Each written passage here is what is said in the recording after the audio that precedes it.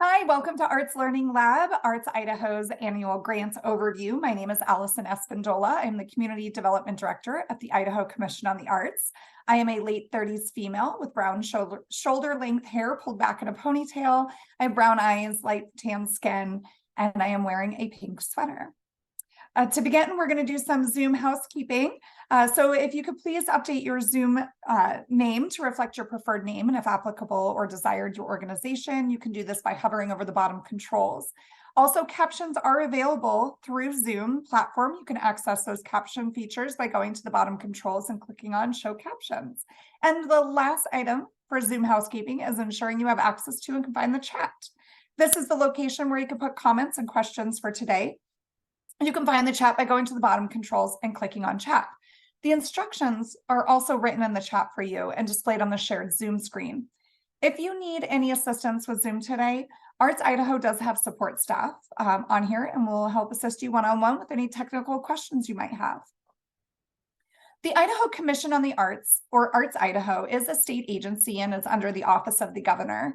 We enable access to Idaho art, arts education, and Idaho's artistic and cultural heritage. Today's presentation is part of a program called Arts Learning Lab. This virtual webinar series for arts administrators and educators in Idaho is facilitated by Arts Idaho and available to the public at no cost. Each session features expert presenters discussing topics relevant to Idaho's creative economy and a community. Sessions are recorded and made available through our online resource library, our Arts Learning Lab webpage at arts.idaho.gov. There's going to be several links and contacts shared throughout today's presentation. I will speak them out loud. They will be also visible on the screen and provided in the chat for those joining us on Zoom. But this PowerPoint used today is also saved and available online on our website at arts.idaho.gov for your future reference. Thanks so much for joining us today. There's three primary objectives for the presentation today. First is to share about the details about applying for one of the annual grants at Arts Idaho. There's two that are primarily for organizations: Public Programs in the Arts and Entry Track. Public Programs in the Arts is often referred to as PPA. So if you hear me refer to PPA grants, it is for Public Programs in the Arts. I'll also share with you about how to use our grant system called Web Grants. And I hope that you walk away much more aware of the timeline and the process followed in making a decision regarding your application, which includes the level of funding. The format for today's presentation includes this introduction, and then I'll dive into information about how to apply to grants with the Idaho Commission on the Arts, specifically the Public Programs in the Arts, or the PPA, and the Entry Track annual grant. I will highlight the similarities and the differences between the two grants before discussing the application itself. I'll also share about eligibility and briefly about the process that occurs once your application is received. There will be time for the Q&A at the end before I conclude today's portion of the presentation. Now, this is a two-parter. So after I discuss the PPA and Entry Track grants, we will take a brief break, and Laura Rogar will discuss another annual grant opportunity at Arts Idaho, the Arts Education Annual Project Grant. So if you were watching the recording of this, please make sure to look on the Arts Learning Lab webpage to watch that video as well. For those joining us on Zoom, there is, at the end of this presentation, there will be a Zoom poll that will pop up on your computer screen. Please take a moment to answer this.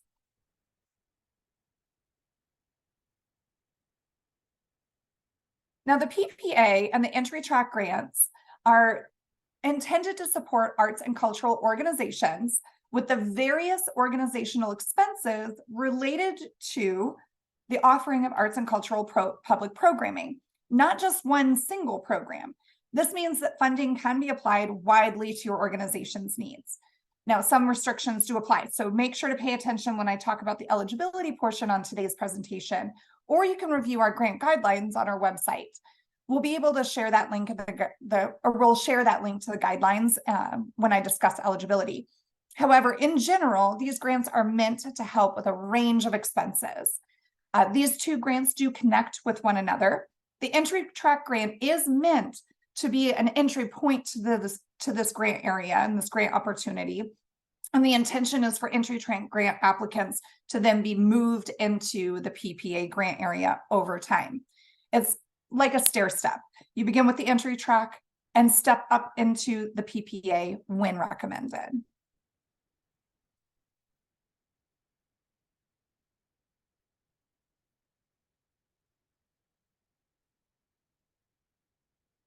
Now, there are some differences between the two that you'll want to know about. First, entry track is for emerging organizations or organizations that are just starting in this grant area with Arts Idaho. If you were doing the PPA application before, but took a year or so off, you do need to start over in the entry track grant area. The entry track grant area does require a full application, a full panel review, and a full final report every year. The PPA is for established organizations that have been recommended and approved to the PPA program. This is a panel recommendation, and an organization must have completed at least 1 year in the entry track to be eligible for this recommendation. Organizations in the PPA must demonstrate a history of maintaining high artistic standards as evidenced in their applications. So make sure that you put the information in your applications. Panelists will not be looking for information outside of what you provide in there. The PPA does not submit an in-depth application every year, but it is a short, we're still here type of application that includes information such as gross income for the past year. Another difference is that an organization in the PPA grant only receives a full panel review every 3 years, with those interim years being reviewed by Arts Idaho staff. The panel uses the final report for their review, so make sure you do an excellent job on those final reports if you're in that PPA program. An organization can enter into that PPA 3-year cycle at any point. So on your screen, you can see the current cycle for the PPA process. So full panel review, and then the following 2 years, 25-26, it's an interim review. And you can enter into that cycle at any point.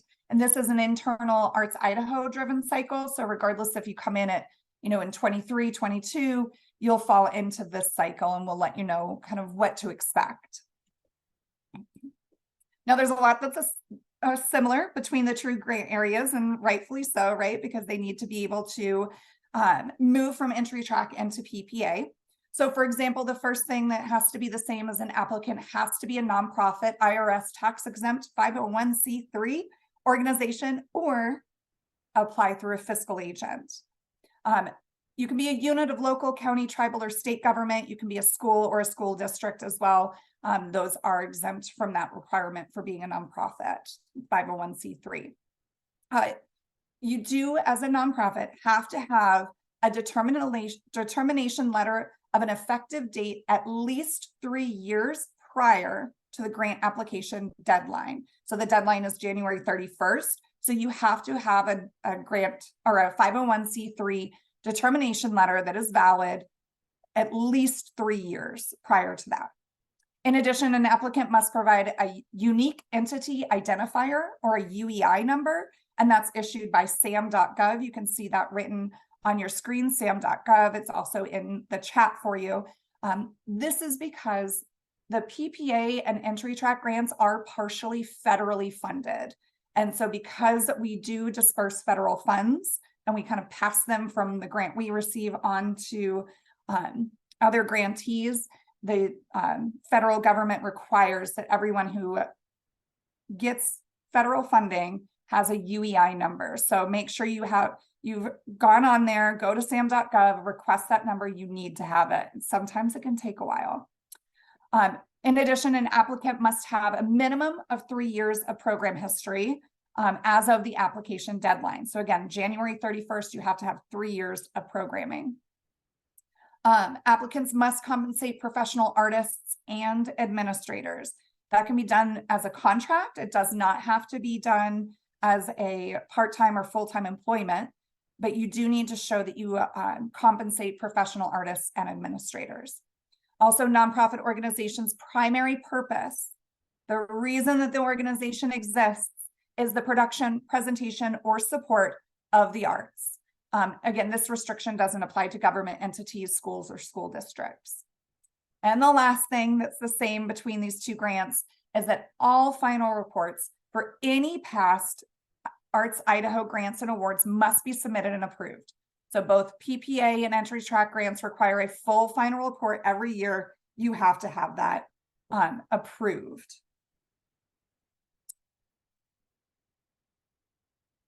So before discussing the details of specifically the entry track grant application, because that's going to be probably the primary questions you have today, since the PPA application is pretty short. I do want to talk about our web grants, our grant system called Web Grants, and how to get a username or make changes in the system for accessing your organization's grant portal. Like most systems, Web Grants has unique requirements. For example, every user is required to have their own individual login that will be associated with an organization and the grants for that organization. So to establish your own login, you have to fill out a form at grants.arts.idaho.gov. It's written on your screen. It's going to be in the chat there for you. And you'll create your user account. Now, this is something that you're going to have to wait for approval on. So don't wait too long to request this. This is a manual process. We get the application, the request, and then we have to go in and verify the information and create your account for you. And I would say we, but JD Carson, who has her picture up on the screen here, she's our grants manager. She's our guru. She's the one that does this work. So if you have a problem or a question about getting access to web grants, please reach out to her as soon as possible. Her email is jdee.carson, CARSON, at arts.idaho.gov. Her information and her name are on the screen as well as in the chat for you. Also, if you need to update the information or change someone's access, you can do that individually in web grants on your own. But if you need assistance or questions about that, reach out to JD. Remember, you need to have your own login. You can't use somebody else's login information for applying. So please make sure that you do reach out to her as soon as possible. So that's about web grants. I want to get into the application.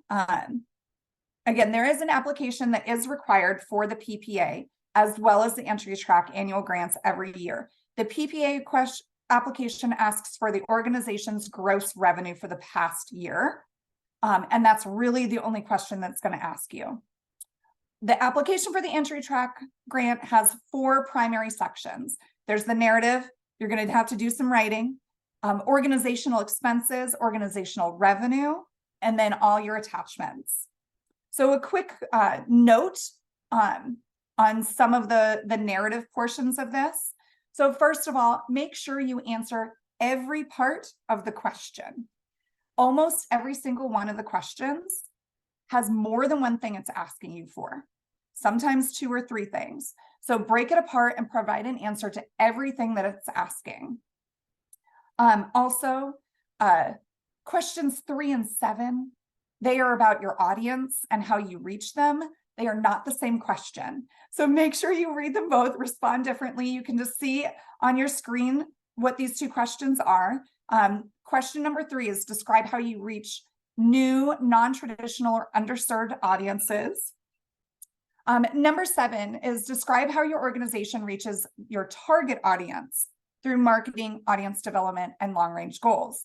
So the first one's really asking, how do you reach out to underserved audiences? How do you look for the people that you're not already serving? How do you market to them? And number 7 is asking you, how do you reach your target audience? The folks that you're consistently working towards, and how do your long-range goals apply to that? The next one is question number 5 that I want to mention. This is about accessibility. Please don't only focus on physical accessibility.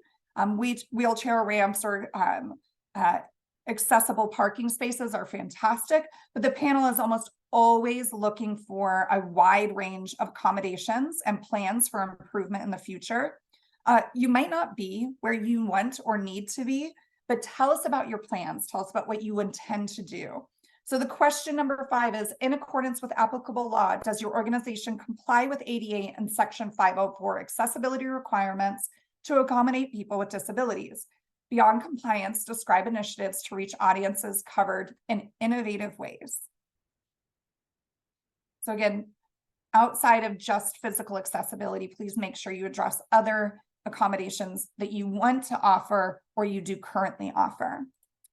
The next question that I want to highlight for you is the final question of the narrative, which is question number 9. And it says, if applicable, please explain any significant organizational changes, budget amounts, deficits, personnel, multi-year grants, etc.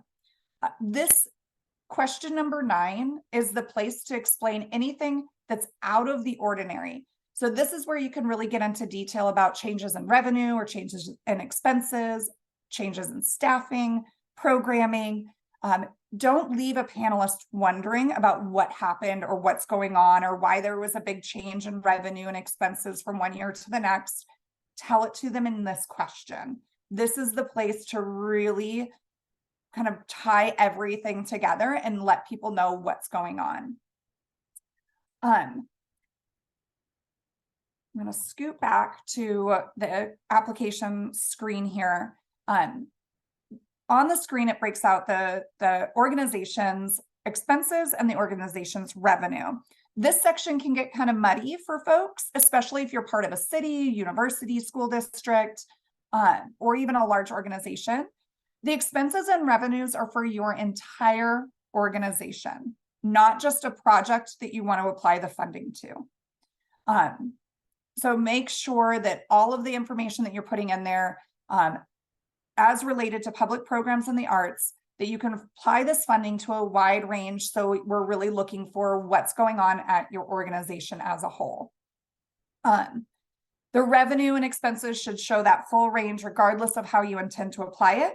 And also you will need to supply the information for your past 3 years. So for entry track, we're looking for your past 3 years of expenses and past 3 years of your gross revenue for your organization. We're looking for the gross revenue, so that big number before expenses are taken out. So net revenue, that's fantastic, but we're looking for the gross. It is really important, like underline that gross revenue. That is a critical number when I talk about that funding formula and how the funding is kind of allocated for this grant. It really is on that gross revenue piece. And the last thing that I want to mention is about your attachments. There's several different things that we're going to be asking you for to help support your narrative. For example, the key personnel that you identify, so executive directors or full-time staff or artistic directors, we want their resumes or a bio for them. Also, we're asking for a list of your board members and we want their contact information. We're going to ask for that current IRS determination letter for your 501c3 status. And we're also going to ask for 3 letters of support that are current. So ideally written in this year. We're also going to ask you about work samples. So provide evidence of your public programming, as well as sample evaluation methods and or the collected evidence that you've gotten from them. So lots of attachments that we're looking for, and it's really to help identify and support the narrative that you just wrote about. So on your slide, it's very text heavy, but this is all our eligibility. This is what we cannot fund. This is available on our website at arts.idaho.gov/grant guidelines. You can find that on our website. The link is shared in the chat there for you. Basically, again, this can be the funding from these grants can be helped with general expenses relevant to the arts and cultural public programming your organization offers. So you can apply them to personnel, to rent, production costs, etc. All of that is very relevant. Using them for building restoration or hospitality expenses like alcohol, those are not eligible. If it's an expense that is not related to your offerings of your public programs in the arts, again, those funds can't be applied to that. So if there's something one-off that you're doing that has nothing to do with the arts, please don't allocate the funding for that. It's not eligible. Also mentioned earlier, for eligibility, the requirements for this, your organization must be a 501c3 nonprofit for at least 3 years or use a fiscal agent and have public arts programming for at least 3 years. And to apply for the PPA, you do need to have panel recommendation and to have been in that entry track grant for at least 1 year. If you're unsure about what grant you should be applying for, because sometimes that can happen where you were in PPA, now you need to do entry track, but you're back in PPA, things like that happen. Reach out to me or JD. We can help you out and make sure you know exactly which grant you should be looking for. Once you submit your application, though, it goes through a fun internal process.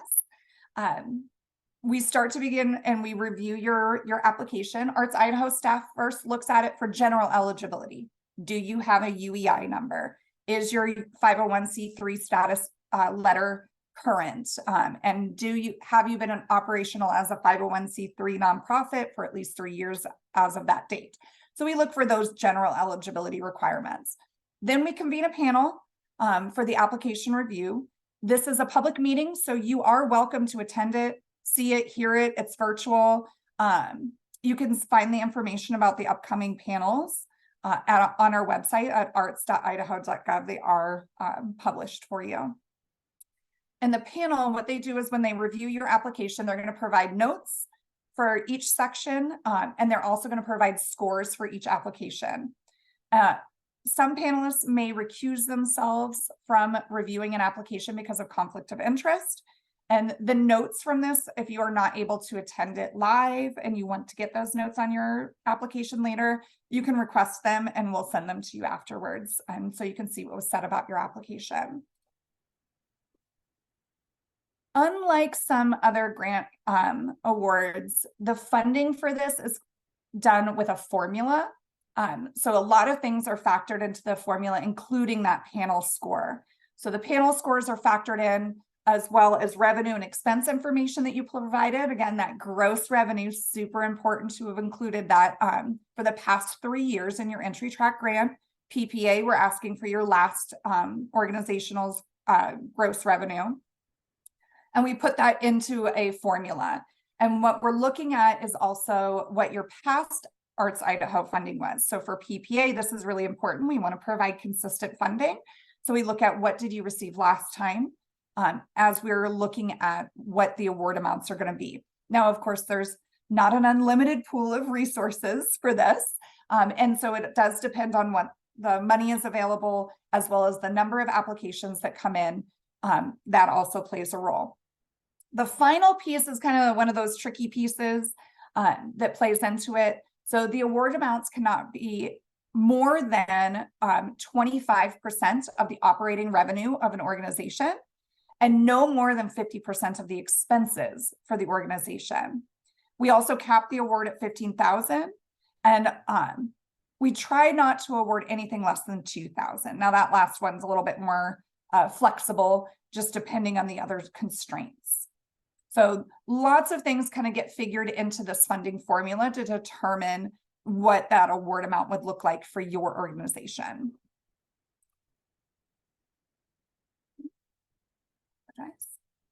So after the panel convenes and we determine the award amounts, you're going to be notified of your application status and, if applicable, your award amount that you're going to receive. After you receive that notification, which is typically around July, there is a time delay before you receive your check in the mail.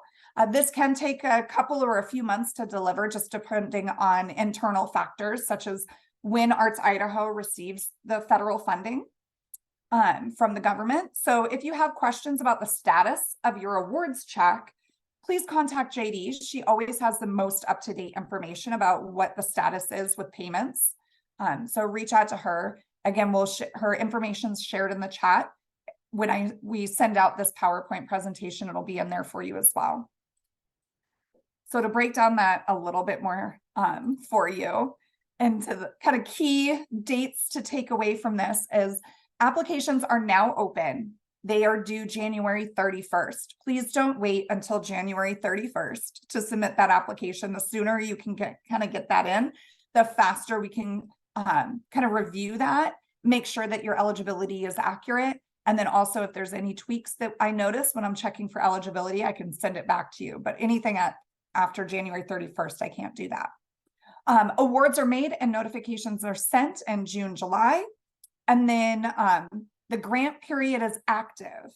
So kind of when those funds are being applied are July 31st through June 30th, 2025. So that's when we're looking at how did you spend the funding. We're looking from July 31st, 2024 to June 30th, 2025. And then your final report for this grant is due on July 31st of 2025. There is a resource online about how to fill out your final report for these two grants, the PPA and the entry track. It's available on our website, arts.idaho.gov, but we can always chat about that when that time gets closer. We do have some support available to you, so you are not alone in this process. If you want more, you have more questions, we do offer courtesy reviews. So you can email me and I'll be able to log in and see your draft before you submit it and provide any feedback. You can request a courtesy review between now and January 10th by emailing me at alison.espindola@arts.idaho.gov. That is in your chat as well as on the screen. I'll also be offering Zoom office hours. Those days and times are listed on the screen. They begin the week of December 11th and go through January 26th. That is a Zoom link that is in your chat, but we'll email that later. If you click on it now, it gets wonky. And if those hours don't work for you, you can always request a 30-minute virtual meeting with me through the app bookings. The link to my calendar is in your chat. So all of these resources, again, this PowerPoint, it's going to be emailed to you, so you have access for that as well. And it's going to be also provided on our website at arts.idaho.gov.